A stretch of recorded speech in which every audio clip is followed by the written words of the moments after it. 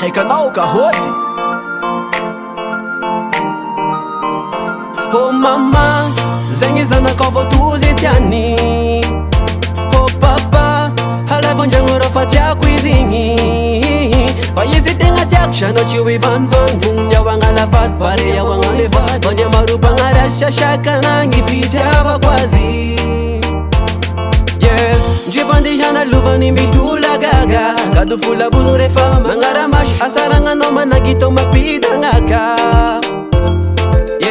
Ndripa andihana lovany mitola gaga. Gado folabozo rehefa magnaramasy. Asaragnanao managitao mapidagnaka. Oh yeah, mahalay wazazi ni mama. Uvina tunao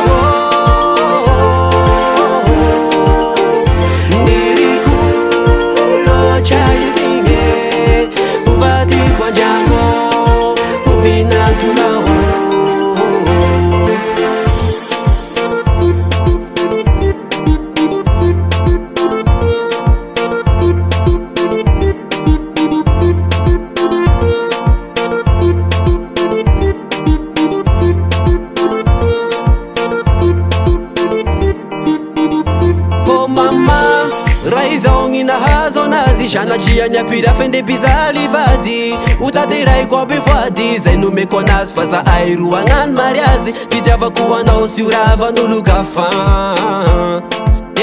Ndre maropagna rasiko nahizandrava. Ndripa andihana lovany mitola gaga. Gado folabozo rehefa magnaramasy. Asaragnanao managitao mapidagnaka. Ndripa andihana lovany mitola gaga. Gado folabozo rehefa magnaramasy. Asaragnanao managitao mapidagnaka. Mahalay wazazi ni mama. Uvina tunao nirikulo chaizinge. Uvati kwa jango uvina tunao.